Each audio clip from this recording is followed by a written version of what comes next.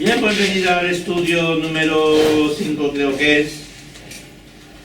Espero que tenéis un poquito en la memoria, en vuestras cabezas, por lo menos algo. No le voy a hacer ningún examen porque no quiero deprimirme más de lo que estoy. No, pero ya nos recordamos rápidamente si por encima. Juan recibe una visitación de Jesús mismo que le dice que escriba un mensaje a las 7 iglesias, o es decir, a la iglesia en general, que está bien explicado en los primeros capítulos, pero después es llamado a subir al cielo, donde va a ver lo que está pasando y donde el que está sentado en el trono va a recibir la autoridad de poder abrir los sellos de un libro que tiene en manos. El libro es el libro de la profecía, de todo lo que va a ocurrir en los finales de los tiempos. ¿Okay? Hay una silla aquí todavía, pero si está solo, si hay otra aquí. ¿Qué pasa? Que cuando vengo tarde viene todo el mundo, ¿no? No, por eso. Yo estoy interesante. Aquí está, ven.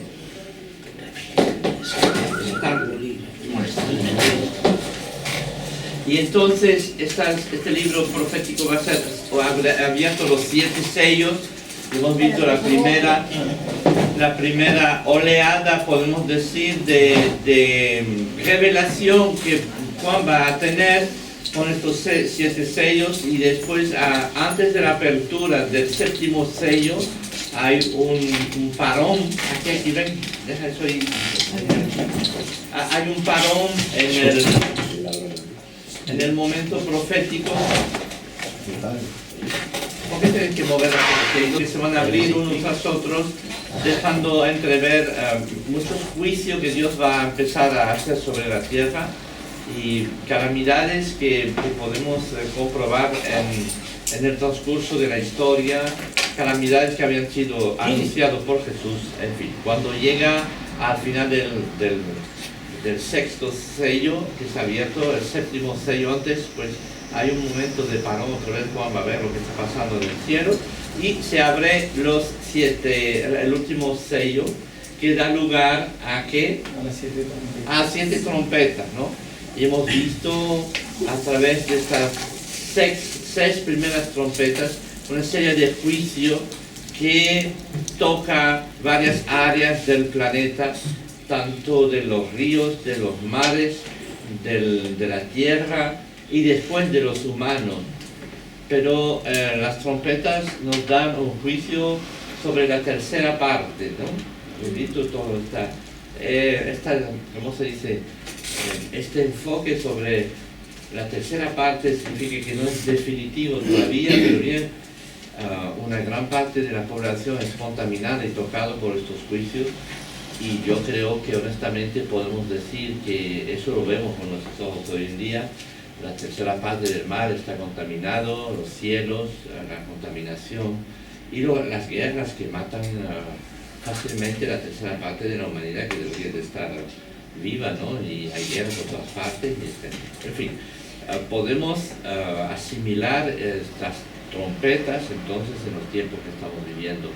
Pero después llega un momento, justamente otra vez antes de la apertura del sonido de la 7ª trompeta, hay un momento donde Juan va a ver cosas más definitivas, y la vez pasada hemos visto entonces la llegada del anticristo, y Juan ve unos detalles mucho más precisos sobre este personaje que sube del mar y que sube de la tierra también. Y hemos visto esta personalización del anticristo, que es una burla de la Santa Trinidad, porque en definitiva el diablo está presente en el dragón, ¿recordáis?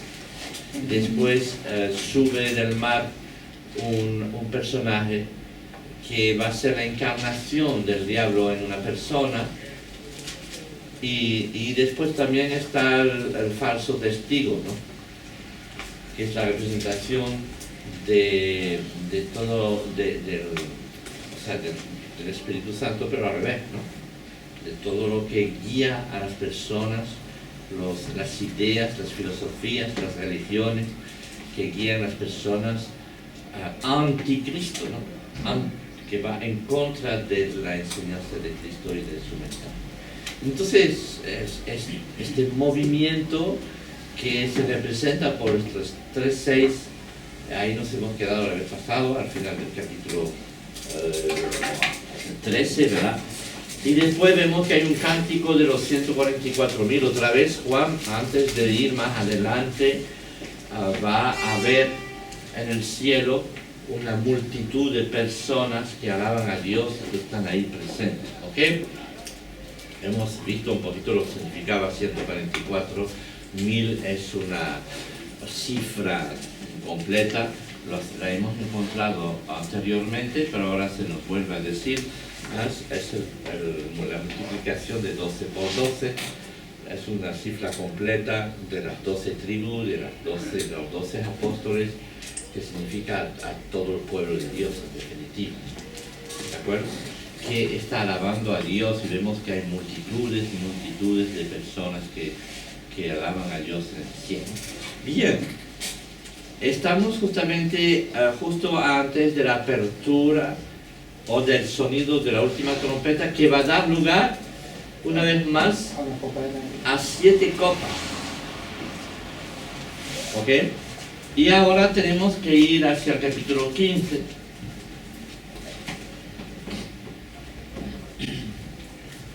Las 7 postreras plagas, viene del cielo otra señal grande y admirable, 7 ángeles que tenían las 7 plagas postreras, porque en ellas se consumaba la ira de Dios.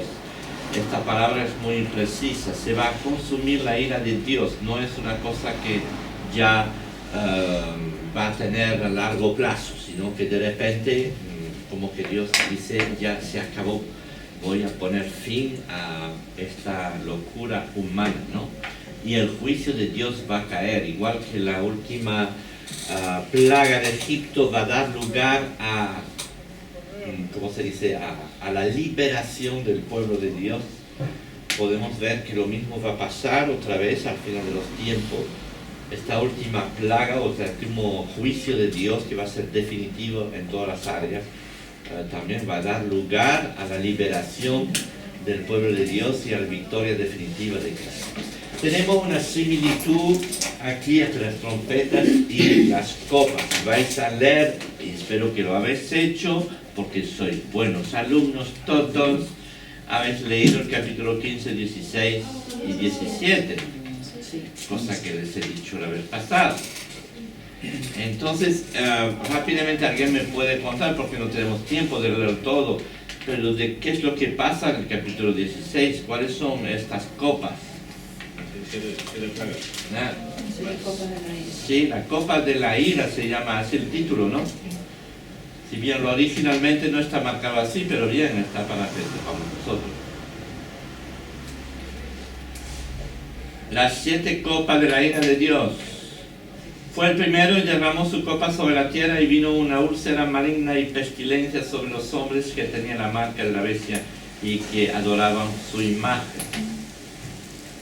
El segundo ángel derramó su copa sobre el mar, y este se convirtió en sangre como de muerto. Y murió. ¿Qué? Todo. Todo en el mar. Aquí vemos ahora una cosa más de fondo. Entonces podemos ver que el esquema es un poco igual.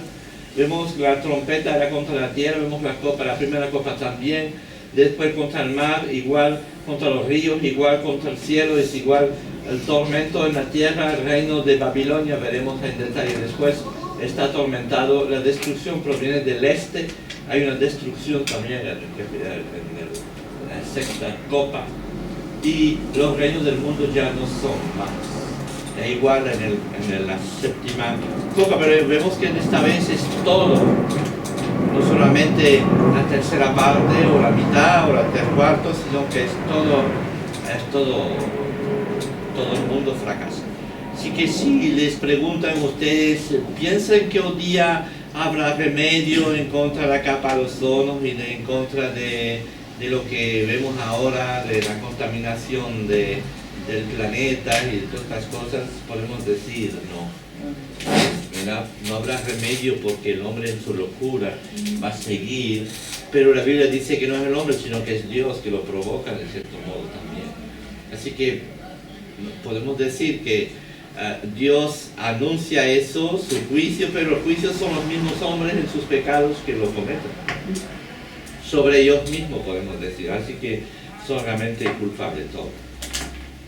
Muy bien, con estas 7 copas volvemos un poco atrás en el tiempo, pero no tanto, ya que entendemos que estas copas son los últimos juicios de Dios sobre la tierra. Encontramos la misma estructura que con los 7 sellos y las 7 trompetas analizadas anteriormente. Esta vez encontramos juicios definitivos, completos, y más relacionados con los tiempos del fin. Entonces, ¿por qué? Porque ya no hay más después, cuando todo está destrozado y todo juzgado. Probablemente corresponden en estos 3,5 años, 3 años y medio previstos, que hemos visto ya. Habéis visto los 365, no me acuerdo exactamente cuánto era, días finalmente que correspondía realmente a 3 años y medio, muchas veces así predicho esto.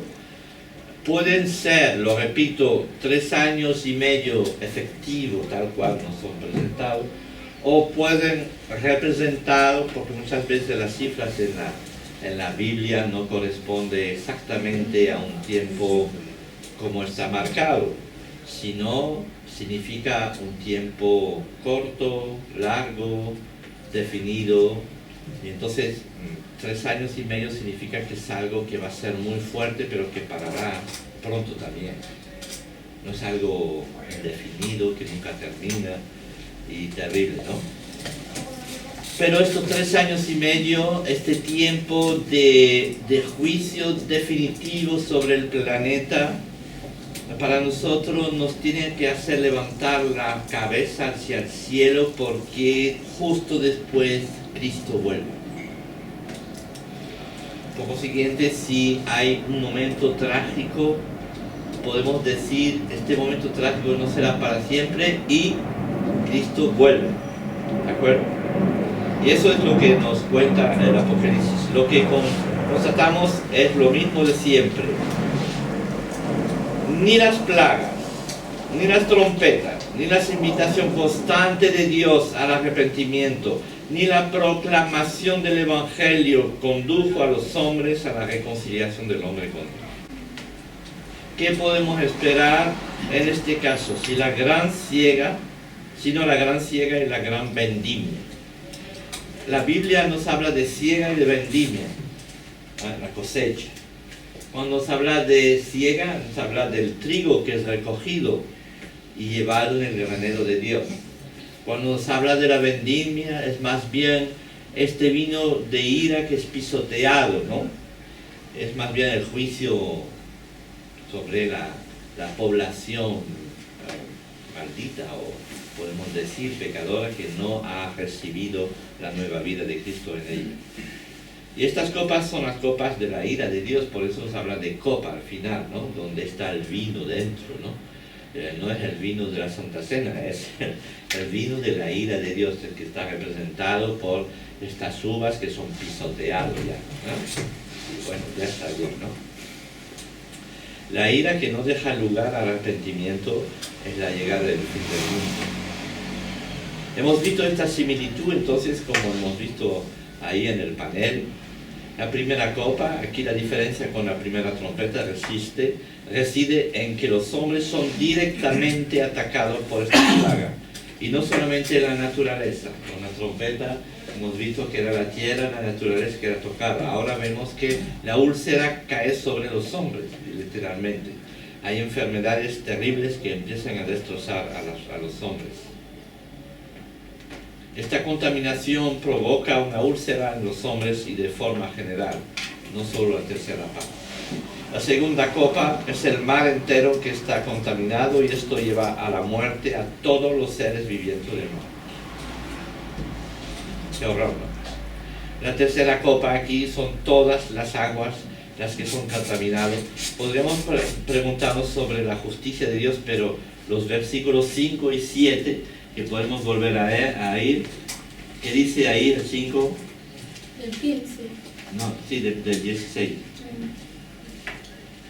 Y oí al ángel de las aguas que decía: Justo eres tú, oh Señor, el que eres, el que eras, el santo, porque has juzgado estas cosas. Por cuanto derramaron la sangre de los santos y de los profetas, también tú les has dado a beber sangre, pues lo merecen. Así que vemos que este juicio tiene su razón de ser, no es un juicio gratuito así, ¿no? Es algo porque la población ha matado personas inocentes continuamente, y entonces el juicio de Dios viene sobre este mundo. Son categorías. Dios no se venga gratuitamente, sino que es su santidad la que se opone de lleno al pecado. La condenación de Dios sobre los hombres que no quieren recibir su perdón es justa. Podemos realmente entender que Dios hizo todo lo que podía para salvarlo. Hasta su propio Hijo nos dio. Si es rechazado y si es, como se dice, continuamente, como se dice, burlado y puesto de lado, no queda otra cosa que el juicio. Porque el juicio ya obliga, o la santidad de Dios obliga a efectuar su juicio. La cuarta copa, aquí nuevamente es el sol que es tocado. Este no solamente va a ensombrecerse con la cuarta trompeta, ¿verdad?, sino que quemará a los hombres, los cuales en el lugar de arrepentirse van a blasfemar contra Dios y no le dan gloria, dice al final de esta copa que es vertida. Y vemos, bueno, que el sol empieza a quemar a la gente. Vemos que los veranos se hacen cada vez más calurosos, pero dice que cada año hay un grado o dos que se están ahí y vete a saber qué pasa, ¿no? Si es así, no sé, pero es sorprendente esta descripción, una vez más. Y es sorprendente ante todo el resultado de este juicio, que no lleva a los hombres a arrepentirse otra vez, sino más bien a blasfemar contra ellos. La quinta copa, aquí Dios juzga directamente el trono de la bestia. Este juicio es terrible, da dolor, quemadura, úlcera, pero aquí también los hombres se rehúsan a arrepentirse, no reconocen su culpabilidad, van a blasfemar contra Dios. Esta historia que se repite continuamente. La sexta copa, aparentemente esta copa no causa ningún dolor, pero es el río Eufrates que se seca y deja vía libre a la gran invasión del imperio del este. Entonces la boca del dragón se abre y salen de ella 3 ranas. ¿Habéis leído eso? Sí, seguro. Aquí volvemos a la idea de la Trinidad diabólica. ¿Okay? Esa posible invasión del este hace que el dragón, la bestia y el falso profeta mandan espíritu de demonio, espíritu inmundo, mentiroso y perverso hacia los reyes de la tierra para inspirarle a que se reúnen para la gran batalla de Armagedón. Es interesante eso. Dice que el dragón, esta trinidad diabólica, inspiran a los reyes, es como ponen en sus narices, ¿no?, o en sus mentes, la idea de que tienen que prepararse para la guerra. Es una carrera al armamento que ya está en marcha desde hace tiempo, pero que más todavía se pondrá de relieve más vamos adelante. Es increíble, se habló de quitar las bombas atómicas de URSS y de todo eso, pero eso es una auténtica farsa, ¿no? Es algo que nunca ha ocurrido. Sí, han desmontado un par de ellos para ser bonito, pero se sabe que no solamente todavía podemos exterminar todo el planeta con las bombas que hay, pero vamos varias veces, no solo una vez, sino varias veces. Y vemos como la carrera al armamento es la primera fuente de ¿cómo se dice?, de economía que hay en el mundo. Es terrible, ¿no? Los hombres, en lugar de construir tractores para hacer agricultura, se construyen cañones y ya la vez pasada ya les nombré el precio de los tanques y de los, no te digo un portaaviones ya, porque ya, ¿y qué es lo que podría hacer con el precio ese, no? Probablemente, ante todo, no habría ni hambre en la tierra, habría comido para todos, habría, casi podemos decir que todos tendríamos una casa con una piscina. La batería nueva, Sí, es decir, que la abundancia de bienes de este mundo repartido de esta manera haría que ningún personaje en el mundo estuviera en la pobreza, porque es suficiente riqueza para todos.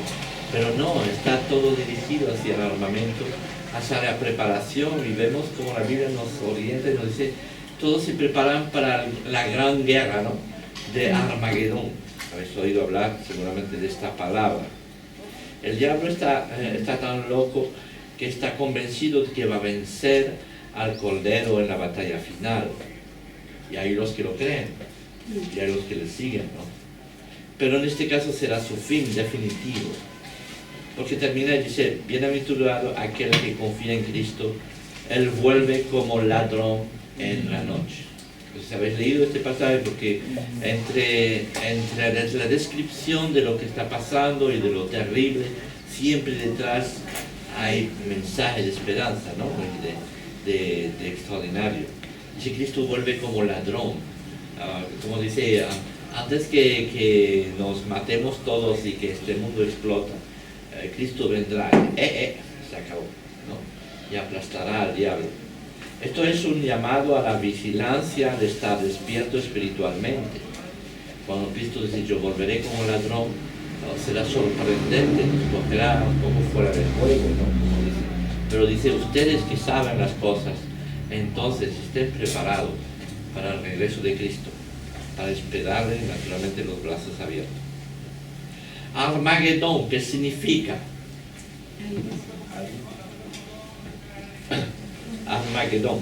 Hay muchas interpretaciones sobre esta palabra, desde un sentido literal, en el cual las fuerzas militares del anticristo hacen la guerra en un lugar llamado Armagedón, que existe situado a 96 kilómetros de Jerusalén y de su provincia. Entonces, en su lugar geográfico es un valle muy grande que hay allá, y muchos comentaristas dicen que este lugar es realmente ahí que va a ocurrir esta historia. Y durante mucho tiempo se pensó en la Tercera Guerra Mundial entre el capitalismo y el comunismo, porque sabéis que había dos bloques, ¿no?, antiguamente, con la Rusia y América. Entonces durante décadas se han escrito libros proféticos hablando del apocalipsis y del combate que habría entre las dos.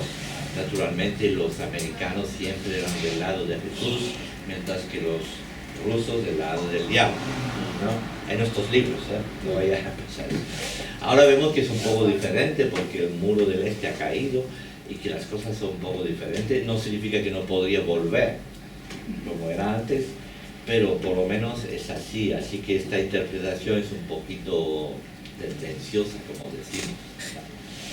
Yo solamente lo que quiero decirle y llamarles la atención sobre algunos detalles que son sorprendentes y nada más. Dar explicación exactamente de cómo va a ser, yo creo que es imposible y sería tendencioso de mi parte, ¿no? Otros lo interpretan de forma espiritual. Dice que es una guerra espiritual que va a ocurrir ahí. Armagedón es una antigua ciudad de Israel que se llama Megiddo. Y hay que remontar a los tiempos de los jueces para ver cómo el pueblo de Israel era invadido por sus vecinos y saqueados, dominados, hasta que un juez liberador aplastara a este enemigo. Así que se piensa que va a ocurrir exactamente lo mismo que en el tiempo de los jueces.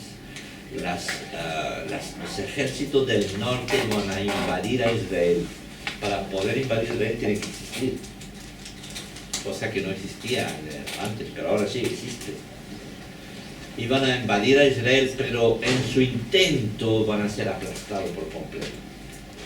No por Israel, sino por el liberador que viene del cielo, que es el Señor.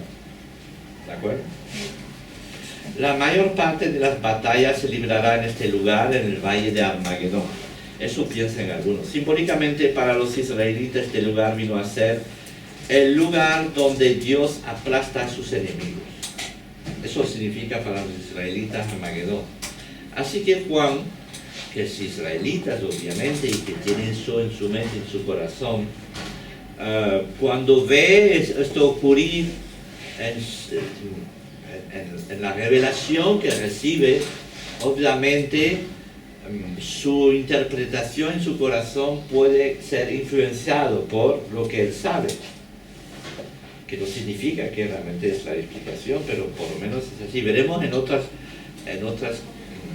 profecías que hay después que son sorprendentes, especialmente en cuestión de la Babilonia, que habéis leído eso en el capítulo 18, ¿verdad?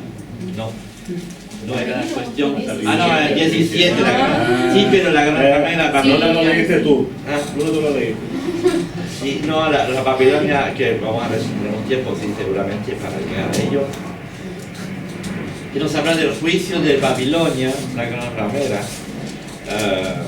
Vemos que Juan también puede ser influenciado por todo lo que recibe y que ve, y veremos por qué.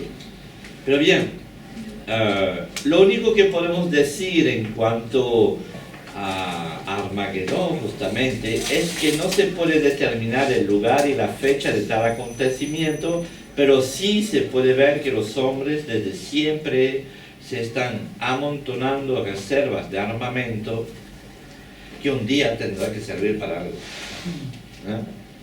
hasta tal punto que podrían autodestruirse por completo en cualquier momento.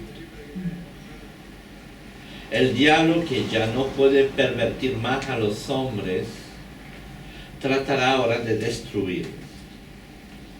No tratará ya de engañarles, porque sabes, como dice Jesús, el diablo es homicidio desde el comienzo.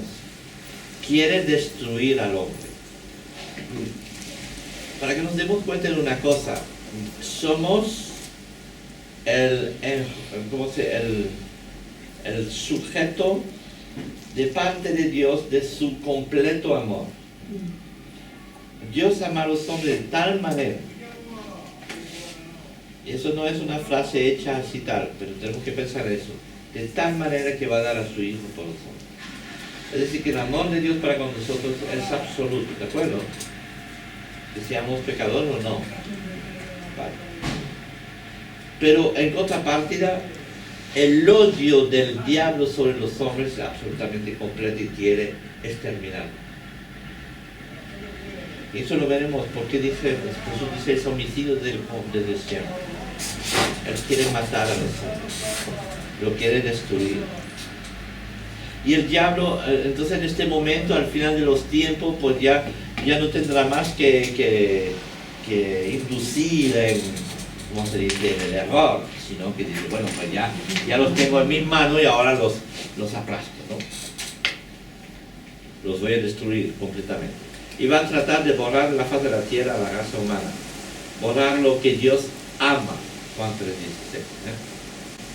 Pero Cristo volverá antes que esta destrucción completa ocurra. Eso es el gran mensaje del Apocalipsis. Sí, va a pasar todas estas cosas, pero Cristo volverá. Y el gran mensaje del Apocalipsis es un mensaje de esperanza extraordinaria. Porque Él que va a poner su puño encima de la tierra, no es el diablo, es el Señor. Y viene la séptima copa, que es la proclamación de todo, que todo está consumido, de que Dios ha juzgado completamente la tierra. Ya no queda seres vivos y esta copa acaba con el tiempo y la historia actual de los hombres.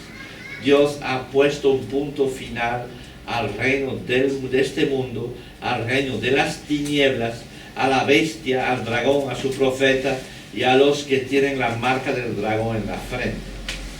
El granizo gigante representa el peso del puño de Dios sobre la tierra. ¿Habéis leído eso? Hay una especie de punto final. ¿No? Entonces, sin embargo, los hombres blasfemarán hasta el fin. Pero hay una nota de consolación para todos nosotros. La ira de Dios nunca, jamás alcanza a los creyentes.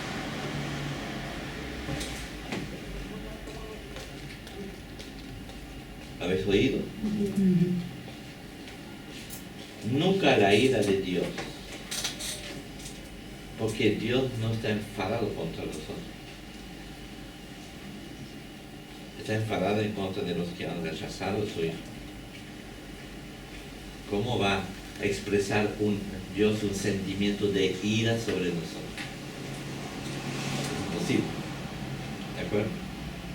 Entonces, o estaremos arrebatados ante este tiempo, o el juicio que cae sobre la tierra, pues nos matará a nosotros, pero no por ira. Será más bien para recogernos, para estar con Él. Pero nunca será un juicio de ira. Sin embargo, sobre el resto de la población y ante todo sobre el diablo y todos sus séquitos, es un juicio de ira. La copa del juicio de Dios que cae sobre él. ¿De acuerdo? Es muy importante que tengamos esto bien claramente, ¿no? Así que la ira de Dios nunca jamás caerá sobre los creyentes. Los hijos de Dios podemos experimentar persecuciones, hasta el mártir por el nombre de Jesús, eso nos lo ha dicho, pero nunca experimentar la ira de Dios sobre nosotros. ¿Alguien dice amén? Amén. Así que para terminar este pasaje, por lo menos, es terrible, pero es de esperar cuando los hombres en su orgullo rechazan el amor de Cristo, lo desprecian, se burlan de la cruz. Dios es santo, Dios es poderoso, es el Señor del Señor absoluto, y terrible será para aquel que toma a Dios por tonto. Dios es santo y es así. Tengamos una visión justa de Dios. Él es santo, justo y nos ama, pero no es un Dios débil y pronto cogerá a la tierra en sus manos y empezará a sacudir. Porque no podemos pensar. Uno dirá, ¿por qué Dios permite? Habéis oído muchas veces esta cosa, ¿no? Pues contesta de esta manera. Ten cuidado que Dios no permite. Y un día te vas a dar cuenta que Dios no permite. Cuidado. ¿No? Es así. Porque la gente piensa, ¿por qué Dios permite? Entonces, si Dios es Dios, pues con una vara mágica va a quitar el mal del mundo y ya está. ¿No es así? Dios no permite el mal. Está esperando que la gente se arrepienta hasta el último momento. Pero como no se van a arrepentir, llega un momento donde el tiempo de Dios dirá, se acabó. Se cierra la puerta a la posibilidad de salvación. Y viene el juicio. ¡Pum! Y es lo que nos enseña el Apocalipsis. Una idea mía. ¿De acuerdo? Bien, tenemos tiempo de ir un poquito más allá. En el capítulo 17 que habéis leído y que habéis memorizado todo. Memorizado ya mucho. Aprendido mucho. ¿De qué nos habla el capítulo 17 y también el 18? Pero primero el 17. ¿Quién es la gran ramera? Sí. ¿Ah? Habla sobre Babilonia, la gran ramera. y al final No, leyendo este texto no habéis destacado algunas marcas de esta,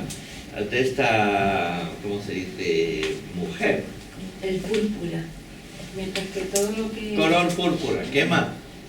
el plata y oro y la copa de Que Y una tenía el copa. cáliz. Tiene un cáliz. Sí. ¿Qué más tiene esta mujer? Tiene escrito un misterio. Sí. La madre de la ramera y las abominaciones de la tierra. Y estaba ebria de la sangre de los santos Ebria de la sangre de los santos. y de los mártires. ¿Qué es? ¿Quién es esta gran ramera? La iglesia. No. No está muy descabellado. La iglesia católica. bueno, tradicionalmente han dicho que es la iglesia católica.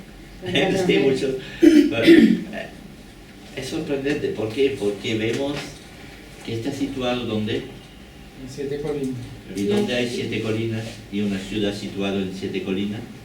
En Roma. ¿El Vaticano? El Vaticano. Sí, pero en Roma. Roma. Roma. Ahora tenemos que tener cuidado en la interpretación esa. ¿Es literal la palabra esa de la gran ramera? ¿Traducido es literal la gran ramera?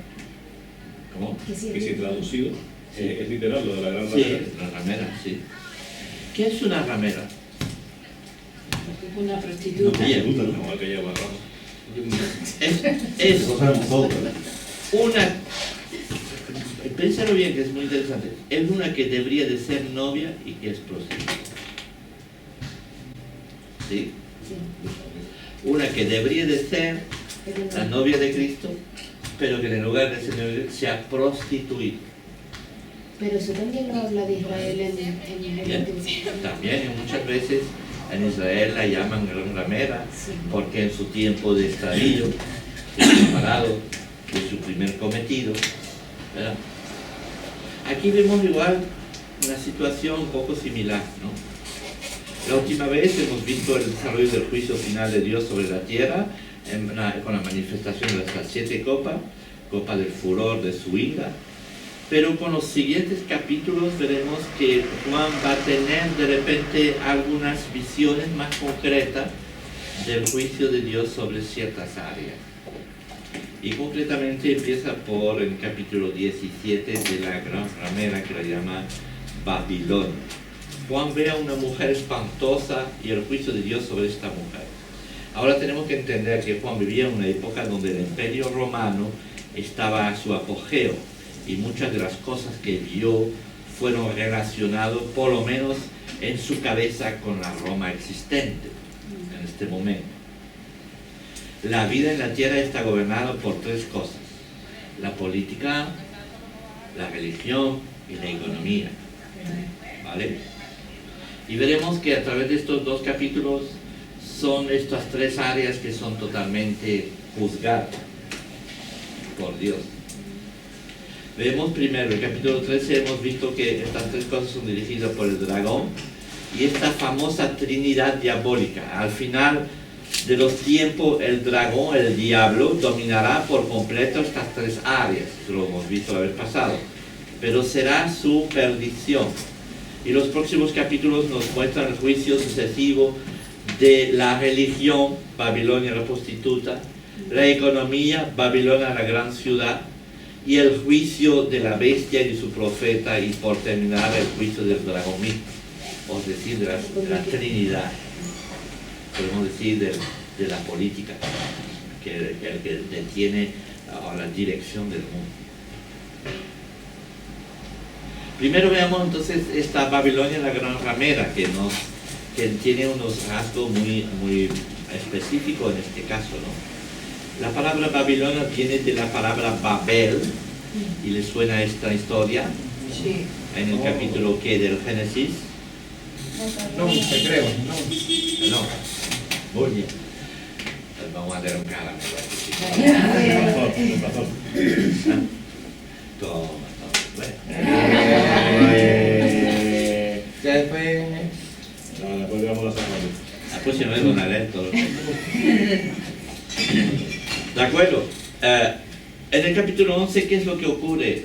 Los hombres quieren construir una torre que sube al cielo. Es simbólico, obviamente, pero están todos de acuerdo para subirse al cielo y construir una torre. Y Dios les confunde al final y vemos cómo después van a hablar varios idiomas totalmente diferentes los unos y van a irse separados cada uno por su lado. Es una historia muy significativa del Génesis y que podemos ver que Babel, sobre el lugar ha sido construida la ciudad de Babilonia, que fue el primer imperio que ha dominado a los judíos durante tiempo, ¿verdad? Y que era el primer imperio, que es un poquito la manifestación de lo que es el imperio del anticristo, es decir, la dominación de la tierra por completo. En la época, por lo menos, Babilonia dominaba al mundo conocido, por lo menos, ¿de acuerdo? Y entonces vemos como Dios también hizo caer a Babilonia, después vino otro reinado, etcétera, etcétera, y todo eso ha sido profetizado también.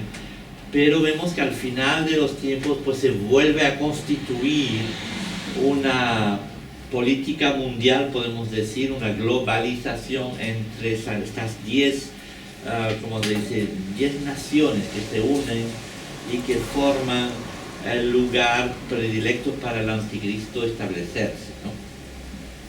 A nivel político. Pero vemos, así que Babel significa mezclar y significa confundir. Y la historia del Génesis capítulo 11 encierra una cruda realidad, la realidad del hombre rebelde a Dios, del hombre que quiere subir y ser como Dios y que de hecho sigue la pisada del diablo, que quiso ser como Dios también. Tanto es así que el nombre de Babel o Babilonia ha sido relacionado con todo lo que se opone a Dios, por lo menos en el Antiguo Testamento. Babilonia es el primer imperio terrenal y es también el imperio que llevó al pueblo de Israel a la cautividad. ¿Por qué podemos pensar que esta mujer representa el mundo religioso? Pues que el término prostituta en la Biblia, en parte, en caso concreto, es a tomar el sentido espiritual en este caso. El pueblo de Israel, cuando se alejaba de Dios, siempre lo hacía uniéndose a otros dioses y era llamado mujer prostituta, adúltera, etcétera, ramera, ¿no? Una mujer no puede ser llamada adúltera si no está casada.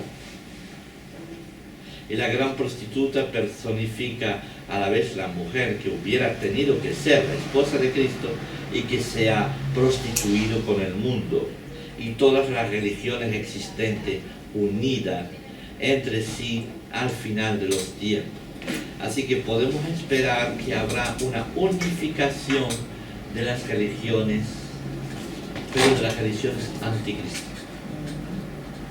que se parecen mucho a la religión verdadera, al amor verdadero del Señor, pero que es una falsificación del mismo. ¿Por qué? Porque son todas las religiones se unen en una cosa, en religión por las obras, la salvación por las obras. Tienes que hacer cosas para recibir la salvación. Y si veis, en todas las religiones tenéis toda esta marca.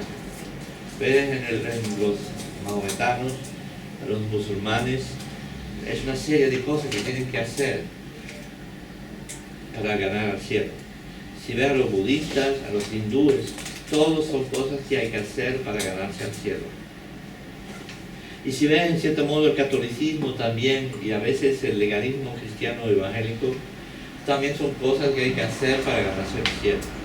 Cuando el mensaje bíblico es totalmente lo contrario, que el cielo baja hacia vosotros, reciben el perdón, la gracia de Cristo en nuestras vidas. Lo que tenemos que hacer es algo que tiene que ver con nuestro arrepentimiento a Dios y una fe completa en lo que Cristo hizo por nosotros, ¿de acuerdo? Pero no tenemos que hacer otra cosa para ganarse el cielo, porque el cielo ha sido ganado por Cristo por nosotros. Amén. De que tenemos que recibirle como un don y después vivir en correspondencia con nuestra fe, obviamente. Entonces entendemos que hay una gran diferencia entre esto. Y la torre de Babel siempre es algo que hay que hacer para subir al cielo, mientras que el verdadero cristianismo es Cristo que baja hacia nosotros. Qué diferencia, ¿no? Es al revés, pasa. Entonces podemos imaginar, por ejemplo, que siempre habrá un conflicto total entre la falsa religión y la verdadera religión. Y lo encontramos desde el comienzo de la Biblia. Hay un ejemplo extraordinario en la historia de Caín y Abel. ¿Conocéis la historia de Caín y Abel? Los dos fueron llamados a hacer una cosa y entonces uno ofreció la sangre de un cordero, mientras que el otro ofreció unos legumbres que tenía por ahí, ¿vale? Y vemos que uno ha sido agradable a Dios y el otro no. Pero bueno, se quedó en ahí. Pero el problema es que él que se sintió desagradecido por Dios, se sublevó en contra de su hermano y lo quiso eliminar. Y de hecho lo ha hecho. Y esta historia se repite continuamente, porque las falsas religiones matan y quieren matar a la verdadera religión. ¿De acuerdo? Entonces lo vemos a través de la historia, los fariseos, los sacerdotes matan a Cristo, la iglesia es perseguida por los religiosos, la iglesia de Estado persigue a los verdaderos cristianos. Para que veas que sí que me la leí. No, pero ese lo es. Y que estaba con la Biblia. La Inquisición otra vez es lo mismo que ha ocurrido, ¿no? La religión de Estado ha querido aplastar y matar a los que presentaban el Evangelio de verdad. Así que la prostituta representa una réplica satánica de la verdadera iglesia de Jesús. Y hemos visto la caricaturización de la Trinidad con el 666. Y ahora lo tenemos una caricaturización de la iglesia con la religión del diablo, en definitiva. Porque todas las religiones son del diablo. Digo todas las religiones. Porque nosotros no seguimos una religión, nosotros seguimos a Jesús y punto. No es una religión, es una relación, que es otra cosa. ¿De acuerdo? Entonces ponemos toda la religión, son invención del diablo para los hombres y para confundirlos. ¿Habéis entendido eso? Entonces tenemos ahí la condenación de la gran ramera y después en el capítulo 18 la condenación de la gran ciudad, que veremos que ya es el sistema económico que está puesto después. Pero bien, la diferencia entre la iglesia y la Babilonia. Vemos aquí la iglesia es llamada la Nueva Jerusalén, ¿ok? La ciudad santa donde Dios hace su morada. La gran Babilonia es la ciudad orgullosa, enemiga de Dios. Está descrito ahí, en el capítulo 17. Después dice, sabemos que la iglesia tiene un origen divino bajo del cielo, baja del cielo al final del Apocalipsis, vemos. Aquí vemos enteramente, es de este mundo, la ve Juan en un desierto y tiene relación culpable con los grandes de la tierra y busca las cosas humanas, mundanas. Se prostituye con los hombres de la tierra, con los grandes de la tierra. Eso lo ha hecho todas las religiones y lo ha hecho la Iglesia Católica continuamente. Sabemos bien. El pobre no tiene oro ni plata, es pobre en hecho, ¿no? Habla de la iglesia. La ramera viste de piedras preciosas y de oro, versículo 4. Después dice, tendrá el nombre de Dios en la frente, dice la iglesia verdadera, pero la Babilonia está inscrito en su frente, Babilonia la gran ramera, versículo 5. Cumbre romano para las prostitutas, costumbre romana. ¿Sabes que las prostitutas tenían su nombre marcado aquí en la frente? Era una costumbre para las prostitutas. Así que vemos una vez más lo que está descrito ahí. La iglesia se abstiene de toda violencia, como cordero en medio del mundo, ¿no? Y vemos la Babilonia, está borracha de sangre de lobos, dice ahí. Capítulo 17. La marca de la iglesia es la adoración del cordero. Sin embargo, en Babilonia es la adoración de la bestia. La iglesia será llevada al cielo en un instante por Jesús, 1 Corintios 15. Dice ahí, será juzgada y destruida en una sola hora, 18:10. Quemada por el propio anticristo. Vamos a explicar esto rápidamente también. Bien, según esta visión, esta iglesia tiene su trono en Roma, ya que en esta época representaba el centro de la oposición al cristianismo. Es posible que Roma sea en el futuro la sede mundial de la religión babilónica. Habla de 7 montes, hay varias explicaciones. Primero, la ciudad que está sentada sobre 7 colinas de Roma. Está sentado sobre el anticristo, representación del emperador romano de la época también. La Iglesia Católica ha sido verdaderamente sentada sobre el imperio romano.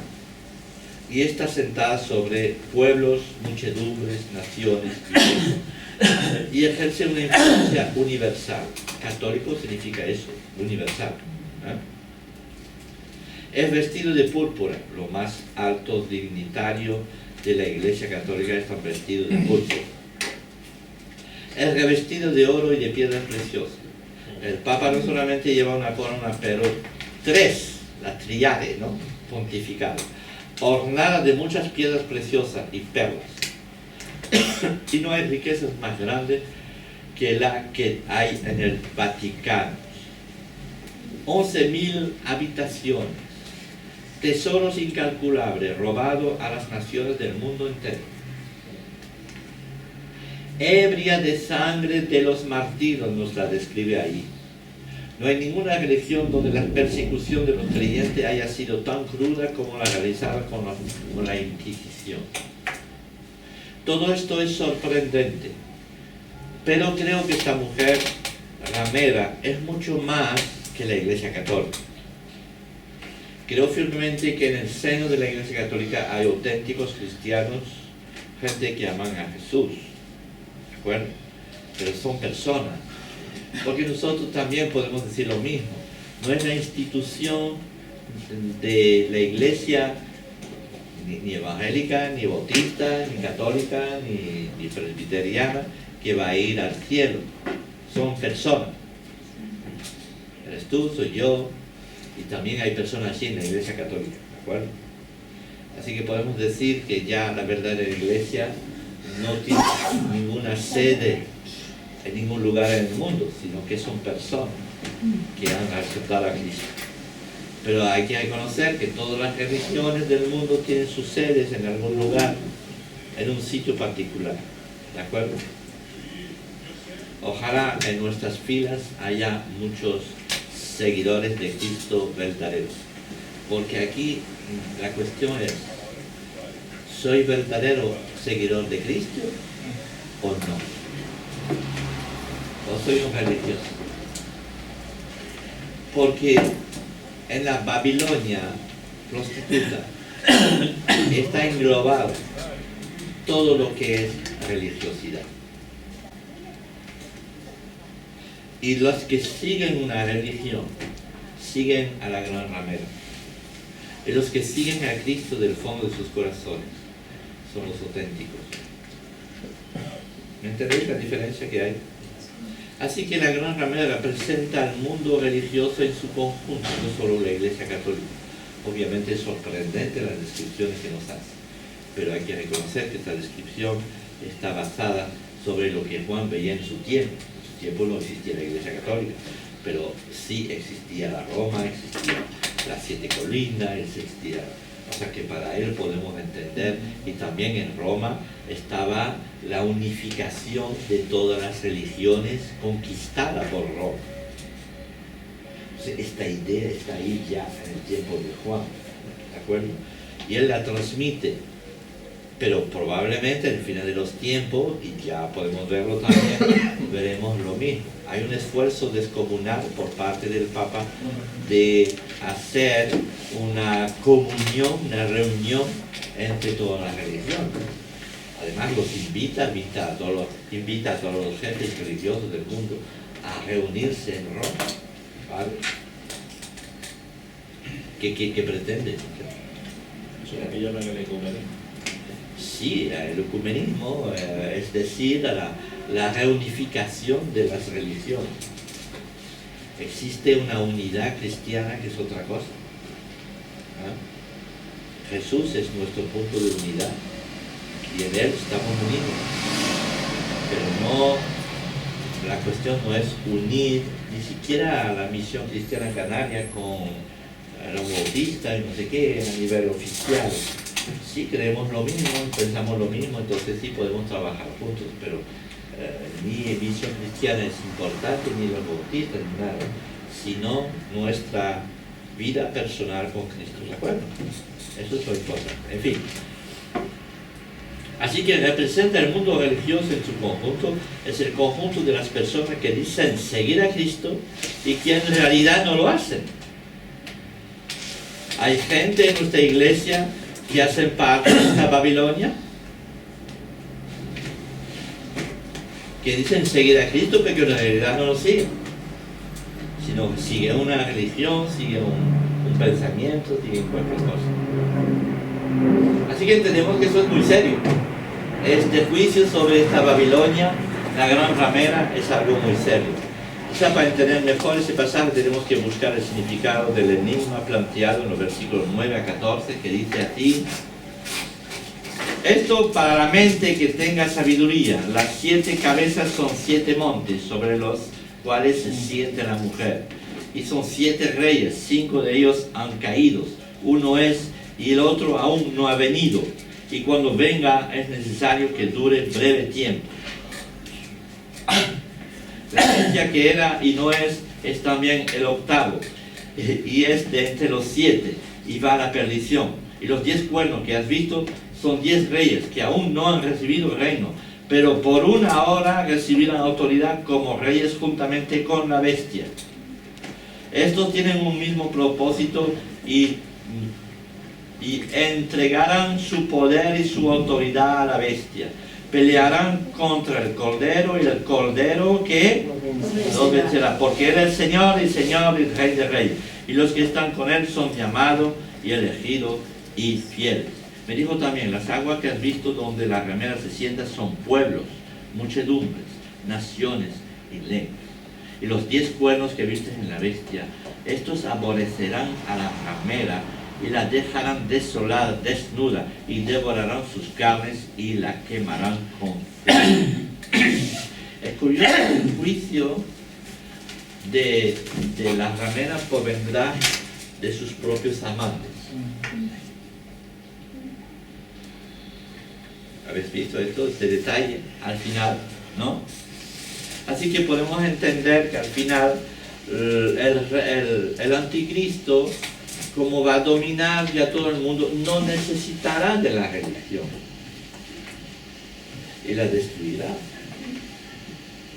No necesitará, porque en definitiva, ¿a quién se adora a través de las religiones?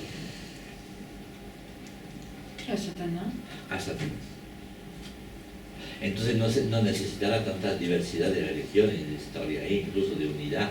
Lo pondrá todo en el fuego. No, ahora soy yo, adórame a mí. El anticristo es así.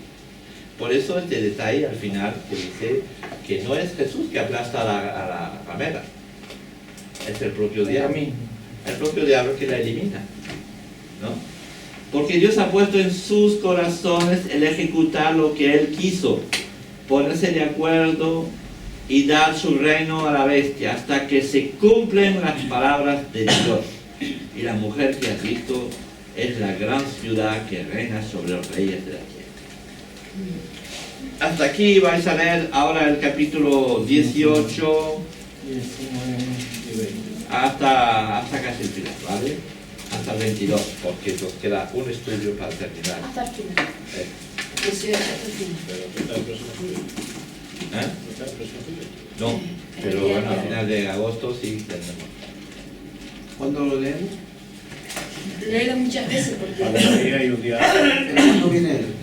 Para terminar les diré una cosa. Entonces hay una iglesia profana que en lugar de adorar a Cristo se prostituye, y hay una iglesia que es justa y que adora a Cristo de verdad. La pregunta, ¿a qué iglesia perteneces? Esa es la pregunta fundamental que tenemos que hacernos al final de este estudio. Si eres un redimido por la sangre de Cristo o si simplemente sigues una religión.